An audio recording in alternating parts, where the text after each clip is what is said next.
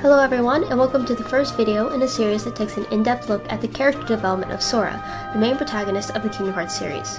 I first announced this series in 2015 as meant to be a single video with a rant-style format in response to the opinion among Kingdom Hearts fans that Sora had little to no character development. Over time, it became apparent that this was going to be a video series with a tone more appropriate for looking at Sora's character development. I never intended for this series to come out so late, but I want to thank everyone who's been patiently waiting for it. I also want to thank Teal for his encouragement and help in making this series possible. Each game will be covered in one video, with this one discussing how I've come to perceive Sora's character, and the final video discussing another misconception relating to his character. Again, thank you everyone for watching this and the upcoming videos, and I hope you enjoy it.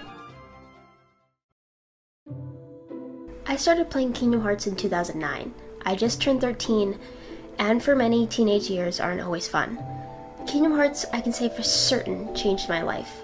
It taught me what I should look for in friends, and that some friends are worth fighting for. As I've gotten older, I've come to appreciate Sora's character even more than I did when I first started playing the series. To me, Sora's character is best summarized by Ansem the Wise's speech at the end of Dream Drop Distance, and a modification of the idea that he's supposed to be a normal boy. In 2015, a design document for Kingdom Hearts was found that included a description of Sora as someone who has his own personal issues like every other teenager. So it seems that Sora was designed to be a normal boy, and multiple interviews by Nomura after 3D and Master Xehanort's line in 3D try to back up this design, but even then it's hard to agree that Sora is normal. Personally, I think Sora was meant to be a protagonist we're supposed to relate to, and his normality stems from those personal issues he has to deal with.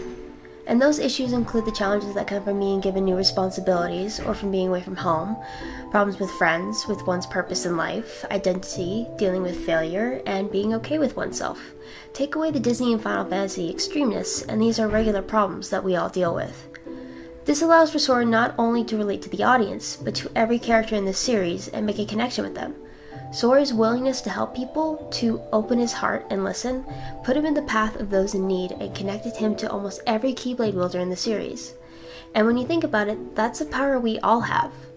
We, like Sora, can make friends or a connection with everyone we meet. And we don't have to do anything special, just be willing to give people a chance. And this is why I bring up Ansem the Wise's speech. He says that hearts are everywhere, and if we're willing to give them a chance, we can see them. We don't need superpowers. And that's Sora. He's willing to see the good before the bad, give everyone a chance and a second chance. He sees the heart in something, even when most don't, and that gives that heart meaning. That optimism and willingness to look for something there are the most defining traits of Sora's character. And because of those traits, Sora has the ability to bring back the hearts and existences of those who were lost throughout the series. And because these are traits that anyone can have, anyone else could have this ability. It's normal. And here's the thing about being normal. It allows for limitless potential to be something more. And no one better shows that than Sora. A boy originally not chosen by the Keyblade. A boy with no formal training in strength, magic, or defense against dark forces. Who came from a small island, became one of the most powerful Keyblade wielders in history.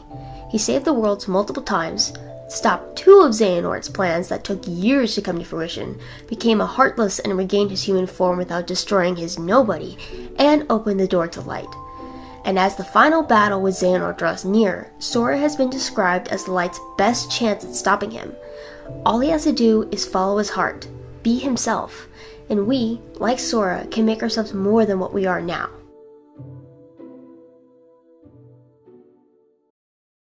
Before I end this video, I wanted to say how I've come to relate with Sora, and this is going to get very personal. As I've said, Kingdom Hearts taught me what I should look for in friends, and that some friends are worth fighting for. While I didn't have problems making friends when I was younger, I had problems keeping them. The people who were nice to me were only like that for a little while. When I didn't like how my friends had treated other people, they would begin to treat me that way, so I just leave them behind. I didn't need those people in my life, but the problem was that for a long time I was jumping in between friend groups because that's the only type of friend I was finding. So by the time I got Kingdom Hearts, I didn't have a lot of friends and I had no idea what I should look for in a friend anymore. When I started playing Kingdom Hearts and I let some people know that at my school, suddenly I had a lot of friends who were so much different than the ones I was making before. They also play Kingdom Hearts, so we had common interest, and they showed qualities that Sora did. A willingness for first and second chances, looking at the bright side, enjoying the little things in life, and exhibiting patience and understanding. And from that point on, I looked for friends with those qualities, and I realized that I had them too. And playing a character who has those qualities and went through friend issues like I had made the game so much more meaningful to me. By the time I finished Kingdom Hearts 2, I knew that if Sora could have such a happy ending, then maybe I could too. The series gave me a better look on life. And in the last 2 years, I've come to relate to Sora on a much different level. Some of you may not know, but nearly 2 years ago, I lost the house that I lived in for 16 years in a fire. I didn't make it out with much, so nearly everything I owned was lost. And for a week, we didn't know if we actually lost the house, and when we did, we had to come to terms with that. And even though we're done rebuilding, a lot of days are tough. We're still kind of living in our cramped living space, and so I would go to sleep in a bed that's not mine. I didn't really have any space for myself. I don't get to go to my room or lay on my couch. I just didn't really have that, and I missed it a lot. But nothing was gonna get done if we were gonna dwell on it. And some days hurt, but we carried on. And replaying through Kingdom Hearts 1 after this, I often thought about if Sora felt this way. He too lost everything in one day, and he had to keep going, keep smiling, because he wouldn't be able to help the world by staying sad. I can't imagine every day being easy for him, which is why I find his strength in taking up the mantle of a Keyblade builder so incredible. Alright, I'm going off script a bit here. I wasn't planning on leaving this part in, but I still think the message is important. So this part's gonna be very hard for me to get through, because this is still happening. It's just kind of ended, but it's raw. So. Also, this past year I was able to relate to Sora's struggle to maintain his friendship with Riku. The idea that some friends are worth fighting for, I learned this past year. I had a friend who was changing in a way that meant hurting my feelings and taking away an idea I had begun to believe in.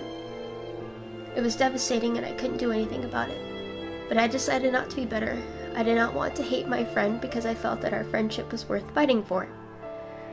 So I made sure that my friend could still feel like he could come to me for anything he needed, and after a few weeks of dwelling on it, on what I could do, if anything, I decided to tell my friend that he couldn't get rid of me. I was there to stay, and at that time, he agreed. I thought he realized that our friendship meant something, and from that point up until recently, our friendship was very strong. Just like Sora did for Riku, I was patient, did what I could, and fought for my friend, and it wasn't easy. I wanted to be angry, and I have been for a while, because it made it hurt less. But the pain always comes back. It didn't go away till I faced it, although this is something that has come back and hurt again. Anyway, this is the decision that Sora made in Coded and in 3D, and like fighting for Riku, the decision was, like fighting for Riku, the decision wasn't easy to make, which again makes Sora's strength and resolve all the more inspiring to me. As I've mentioned, actually, writing this is no longer true. This segment is no longer true. But the lesson that, you fight for your friends, I still learned that. And I still believe in it. So, I'm leaving all that in. I don't want to edit that shit. I don't want to read that passage again.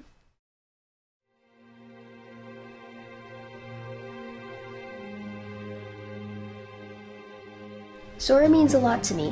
He's one of my favorite characters of all time, and I know that saying I relate so much to a video game character is a bit weird to some people, but that's just how I feel, and this feeling is why I need to do this series. I cannot sit and watch people say Sora has less character development than Riku, or that he doesn't show as much emotion as Roxas, or that he shouldn't be the one to fight Xehanort because of those reasons. Sora deserves more respect, and I hope that this series will change some of those opinions.